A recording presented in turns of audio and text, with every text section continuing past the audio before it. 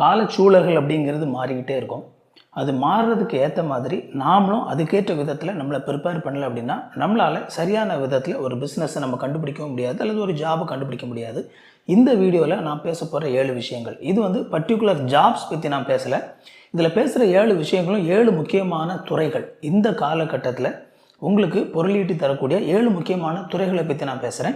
இந்த துறைகளுக்கு உள்ள பலவிதமான வேலைகள் இருக்கலாம். ஸோ இதில் வந்து எந்த துறையில் நீங்கள் உங்களை ப்ரிப்பேர் பண்ணிக்கிட்டீங்க அப்படின்னா உங்களால் நல்ல முறையில் ஒரு பிஸ்னஸ் ஸ்டார்ட் பண்ண முடியும், அல்லது ஒரு நல்ல ஒரு ஜாபை கண்டுபிடிக்க முடியும் அப்படின்னு சொல்லி யோசிங்க. இந்த துறைகள் மட்டும் இல்லை, இன்னும் நிறைய துறைகள் கூட இருக்குது. அதெல்லாம் கூட என்னுடைய ஃபியூச்சர் வீடியோஸில் நான் பேசுவேன்.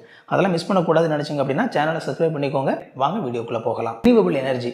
ஸோ இந்த ரினியூவபிள் எனர்ஜி அப்படிங்கிறது பேசிக்லேருந்து ஒரு சில விஷயங்களுக்கு எக்ஸ்பிளைன் பண்ணிடுறேன். ஏன்னா ஒரு சில பேருக்கு இது கூட புரியாமல் இருக்கலாம். நம்ம எனர்ஜி அப்படின்னு சொல்லும்போது நம்ம வீட்டில் கரண்ட் யூஸ் பண்ணுறோம்ல, அதை பற்றி நம்ம பேசுகிறோம்.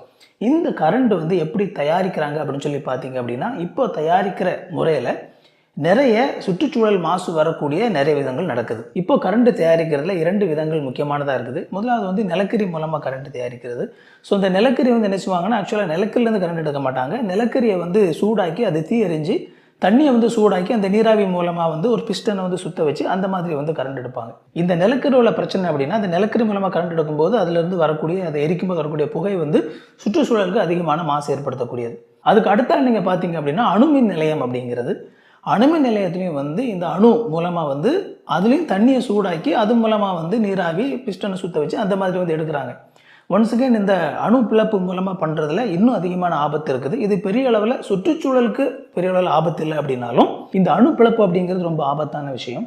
ஒருவேளை வந்து இந்த அணு பிளப்பு வந்து ஏதாவது ஒருவேளை அதுலேருந்து ஒரு கசிவு ஏற்பட்டுட்டாலோ ஒரு விபத்து ஏற்பட்டுட்டாலோ அங்கே வந்து நிறைய உயிர்களை பலி கொள்ளக்கூடிய அளவுக்கு ரொம்ப ஆபத்தான ஒரு விஷயமா இருக்குது. அதனால தான் ஆல்டர்னேட்டிவாக சேஃபாக வந்து நம்ம எனர்ஜி தயாரிக்கணும், அதே நேரத்தில் அது சுற்றுச்சூழலுக்கு பாதிப்பு இல்லாததாகவும் இருக்கணும் அப்படிங்கிற விதத்தில் கரண்ட் தயாரிக்கிறதுக்கு பல வருடமாக பல டெக்னாலஜிஸ் முயற்சி பண்ணிட்டு இருக்கிறாங்க. அந்த விதத்தில் இப்போ இந்த ரினியூவபிள் எனர்ஜி அப்படிங்கிறது இப்போ ரொம்ப அதிகமாக பயன்படுத்தி கொண்டு வருது.